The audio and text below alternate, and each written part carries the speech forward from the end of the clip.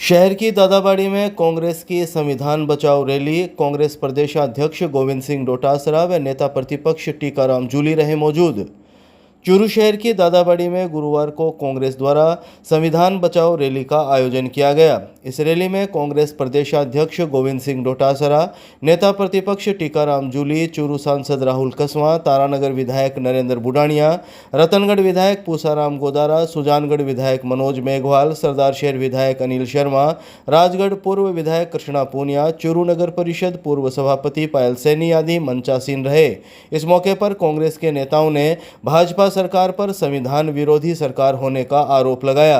कांग्रेस प्रदेशाध्यक्ष गोविंद सिंह डोटासरा ने देर शाम 8 बजे करीब पत्रकारों द्वारा पूछे गए सवाल के जवाब में कहा कि यह सरकार डबल इंजन की नहीं बल्कि डबल स्टैंडर्ड की सरकार है।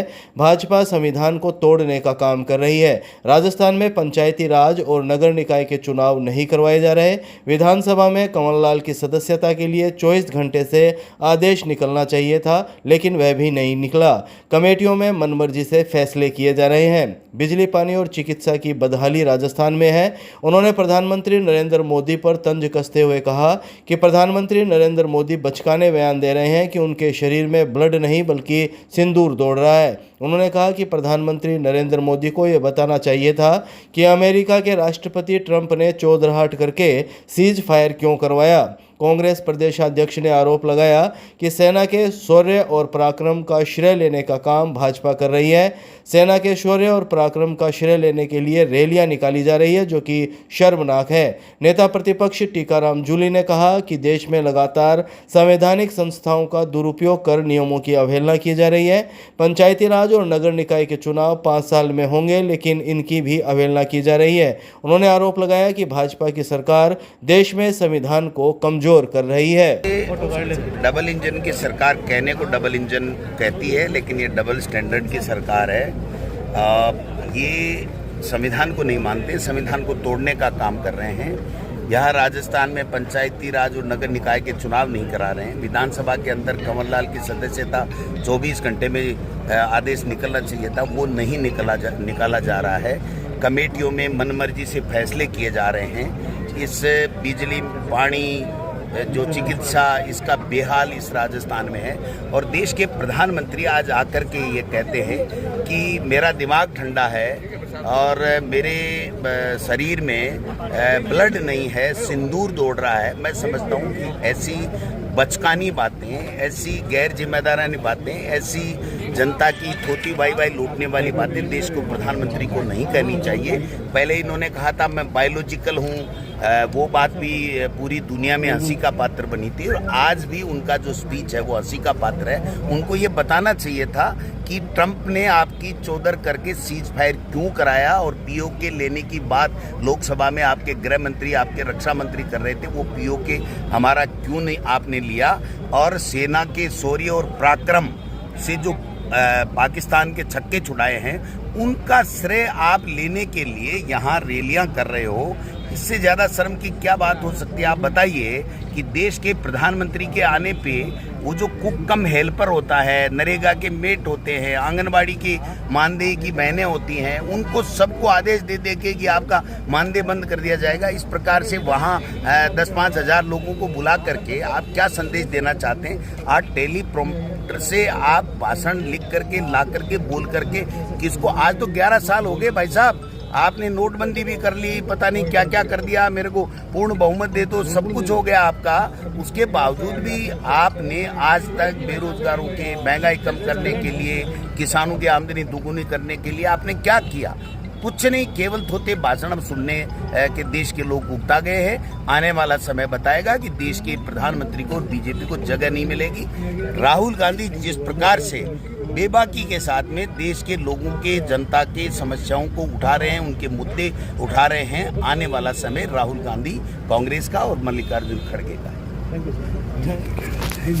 देश के अंदर लगातार जो संवैधानिक संस्थाएं हैं उनका दुरुपयोग किया जा रहा है और नियमों की अवहेलना की जा रही है। देश के अंदर कानून है कि पंचायती राज, नगर निकाय के 5 साल में चुनाव होंगे, नहीं करा रहे। देश के अंदर कानून है कि कोई भी विधायक या सांसद 2 वर्ष से अधिक की सज़ा में दोषी पाया जाता है, सज़ा हो जाती है, तो उसको उसकी सदस्यता समाप्त कर दी जाएगी। आज 21 दिन होने पर भी नहीं की जा रही है। तो ये तो मैंने सिंपल सी आपको बात बताई है। ऐसे सैकड़ों चीज़ें हैं जो लगातार रोजाना देश की जनता भुगत रही है और ये लोग देश के संविधान को कमज़ोर कर रहे हैं। Thank you. गढ़ स्थित कोतवाली थाना में साइबर ठगी के 51,400 रुपये करवाए गए रिफंड व 8 मोबाइल ट्रेस कर किए गए बरामद। चूरू एसपी जय यादव के निर्देश पर जिले में साइबर अपराध के खिलाफ चलाए जा रहे अभियान के तहत गढ़ स्थित कोतवाली पुलिस ने गुरुवार को साइबर ठगी के 51,400 रुपये रिफंड करवाए और गुमशुदा 8 मोबाइल ट्रेस कर उनके मालिकों को लौटाए गए। कोतवाली सीआई सुखराम चोटिया ने शाम 6 बजे करीब जानकारी देते हुए बताया कि साइबर पुलिस पोर्टल पर प्राप्त शिकायतों में तुरंत और प्रभावी कार्यवाही करते हुए ठगी के शिकार हुए 4 व्यक्तियों को 51,400 रुपये वापस लौटाए गए। इसके अलावा साइबर पोर्टल पर टीम द्वारा लगातार निगरानी रखते हुए गुमशुदा मोबाइल को ट्रेस आउट कर 8 मोबाइल बरामद कर लोगों को लौटाए गए। उन्होंने बताया कि साइबर पुलिस पोर्टल पर प्राप्त शिकायत पर परिवादी अनूप, नरेंद्र, संजय और शरीफ के साथ क्रमशः 30,000, 8,000, 5,000 और 8,400 रुपये का साइबर फ्रॉड हुआ था।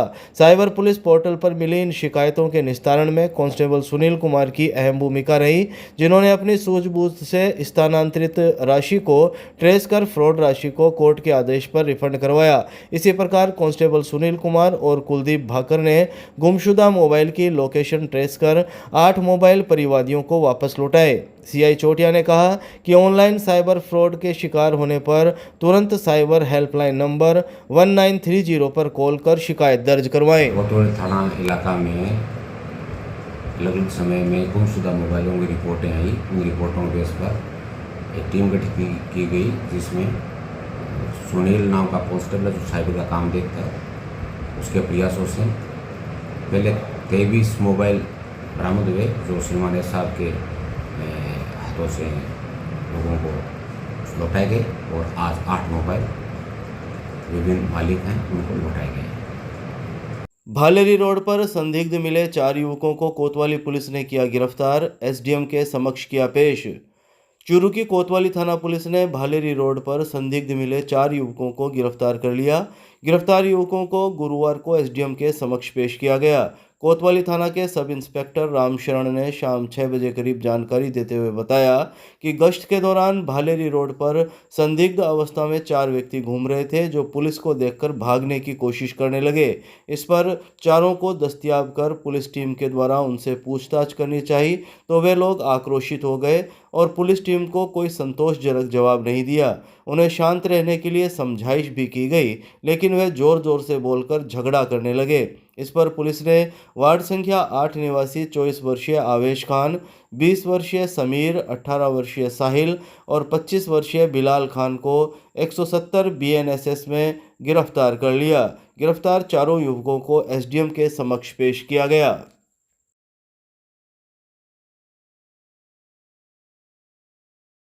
गढ़ स्थित कोतवाली थाना में साइबर ठगी के 51,400 रुपये करवाए गए रिफंड व 8 मोबाइल ट्रेस कर किए गए बरामद।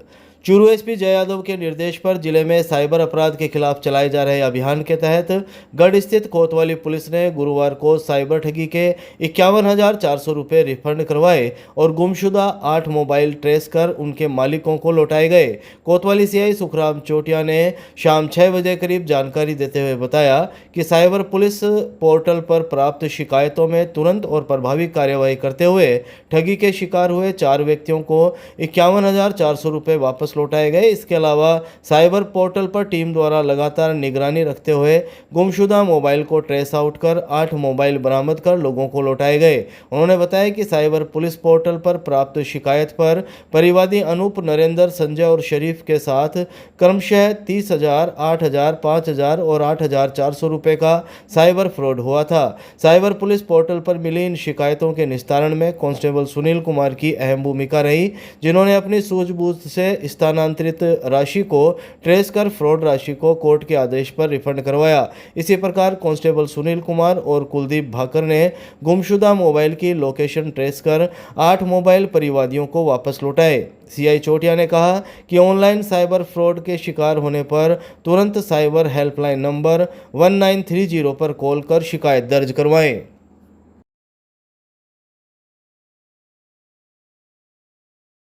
गांव कड़वासर में 65 वर्षीय बुजुर्ग से जमीन विवाद को लेकर मारपीट, घायल को अस्पताल लाया गया। चूरू के गांव कड़वासर में 65 वर्षीय बुजुर्ग से जमीन विवाद को लेकर मारपीट करने का मामला सामने आया है।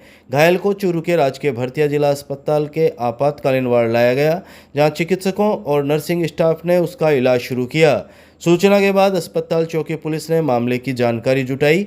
अस्पताल चौकी पुलिस से गुरुवार शाम 7 बजे करीब मिली जानकारी के मुताबिक घायल 65 वर्षीय बुजुर्ग के पुत्र मुकेश ने बताया कि उसके चाचा 2 महीने पहले हुई शादी की बात को लेकर उनसे रंजिश रखते हैं। अब उनके द्वारा जमीन को लेकर विवाद किया जा रहा है। इसी जमीन विवाद को लेकर उन्होंने उसके 65 वर्षीय पिता शंकरलाल के साथ थप्पड़ मुक्कों से मारपीट की। 65 वर्षीय बुजुर्ग शंकरलाल ने बताया कि जब उसकी पत्नी सुलोचना बीच बचाव करने के लिए आई तो उसके भाई मोहन, राजू, नरेंद्र आदि ने उसके साथ भी धक्का मुक्की की। जरूर सुप्रीम कोर्ट के आदेश से, वहां से स्वीकृति लेकर के, आदेश लेकर के जरूर टले थे, लेकिन 73वां 74वां संशोधन होने के बाद में कभी 5 साल से ज्यादा समय नहीं गया। तो ऐसे क्या कारण है कि आप पंचायत चुनाव और नगर निकाय के चुनाव 5 साल में समय पे क्यों नहीं करवा रहे? है कि नहीं? जायज सवाल है कि नहीं? आप बताओ। ऐसा बन गया है ना सरपंच का, तो ठीक है, मामलो काम जचरियो है, लेकिन ये संविधान का उल्लंघन है। ये संविधान का उल्लंघन है।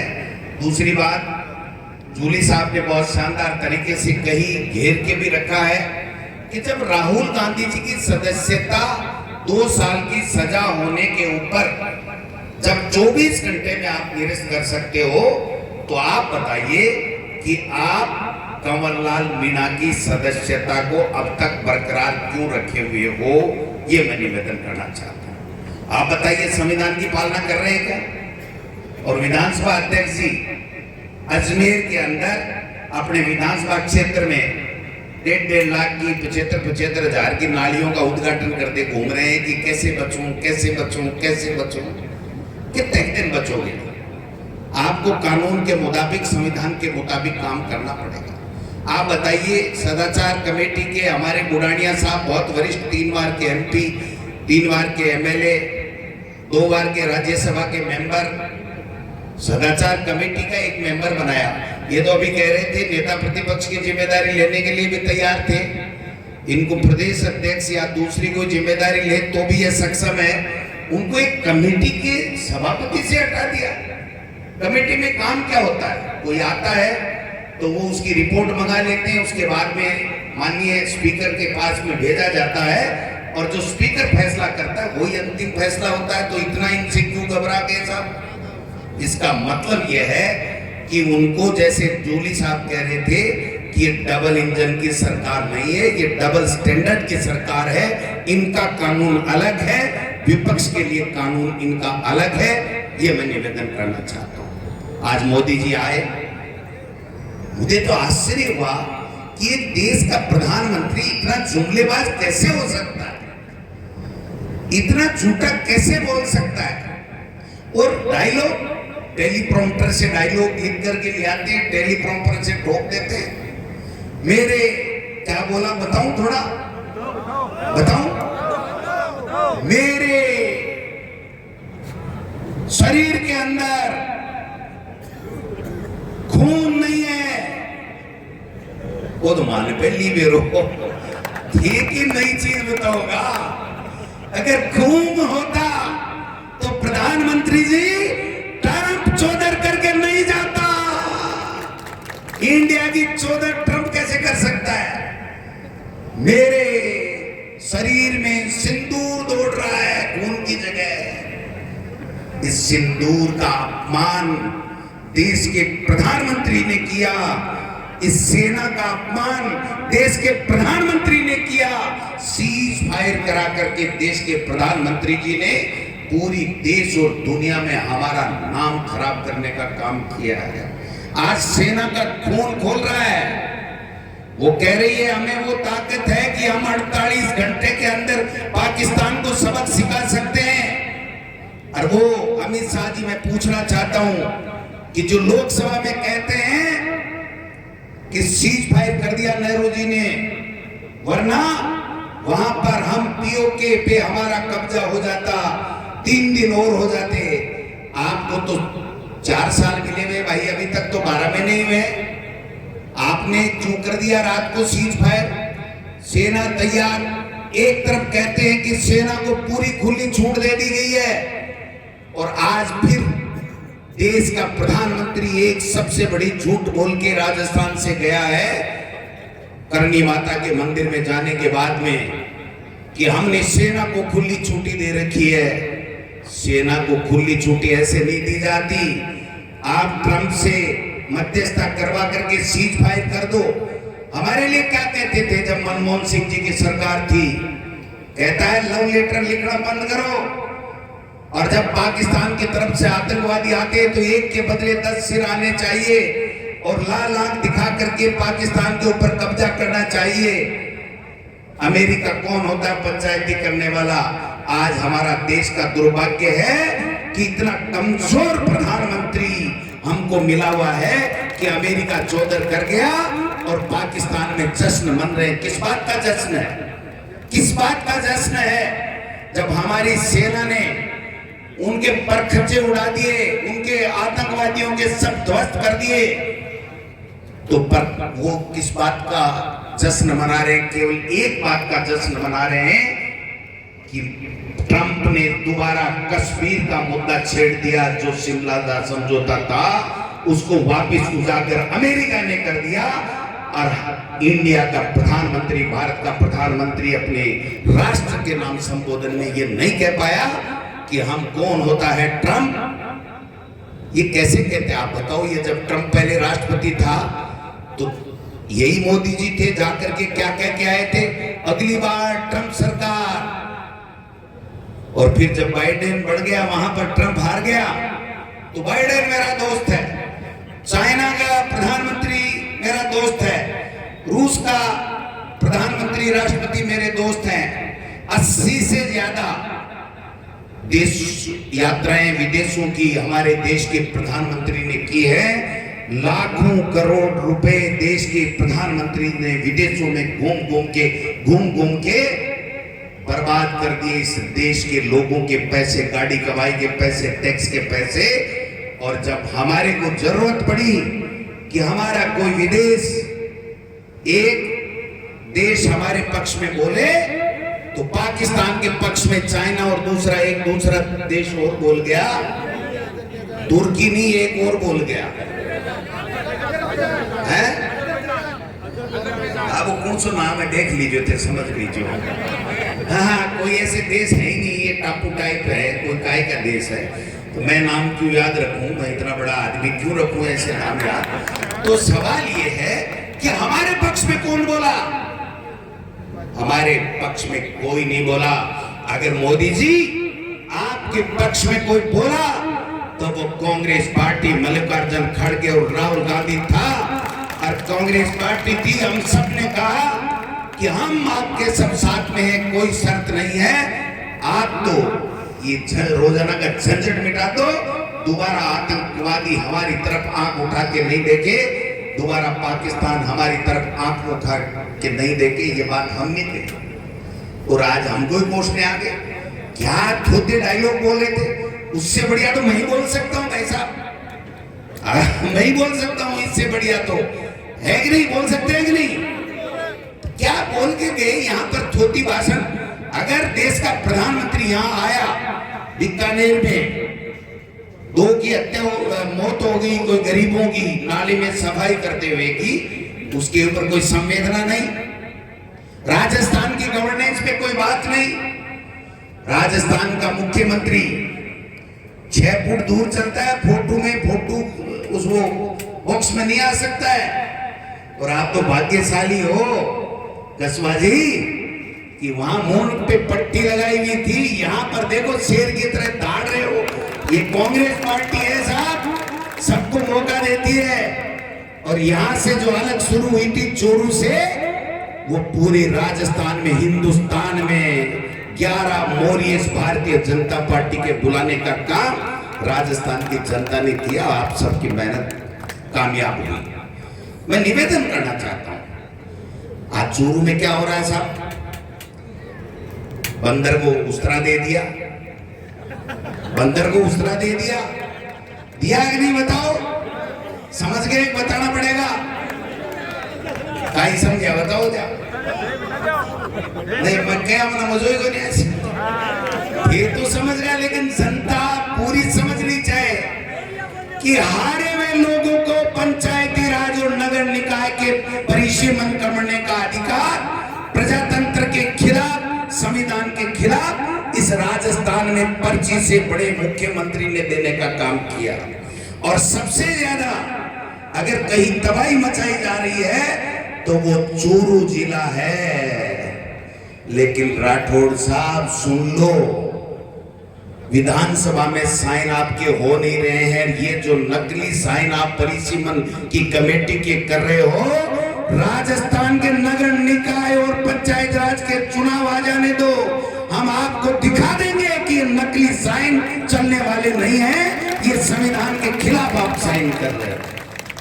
मैं क्यों राहुल जी काको भतीजाड़ो कर ले सी आपने पंक्ति को नहीं आवे, पढ़ाई भी होशियार है। अब देखे ठीक है यार, हो गणाई दिन डोटासरो आइडो मत ही सड़का देसी है। कहना पड़े जब गलत काम हो रहा है, पंचायतों को किस प्रकार से तोड़ा जोड़ा जा रहा है। एक मैं सुनी वो बालेरी बना रहा, कहीं है जी बालेरी है, बालेरी पंचायत समिति बढ़ावे थे और फिर विधानसभा बढ़ावे। सेटा हो गई बालेरी मोरे बुलावा ने, सेटा हो गए, हाथ खड़ा कर बता दो, बालेरी बना दो, चूरू बना दो, तारा नगर आ जाओ। राठौड़ साहब ये जनता तैयार है, इनका दिल जब तक नहीं जीतोगे तब तक आपकी पार यहां से नहीं पड़ने वाली है। ये मैं आपको निवेदन करना चाहता हूं। बहुत आरोप लगाए, पेपर लीक कर दिया, ये कर दिया, वो कर दिया, कितनी बार, हजारों बार आरएस में घोटाला कर लिया, पेपरों में ये कर लिया, वो कर लिया।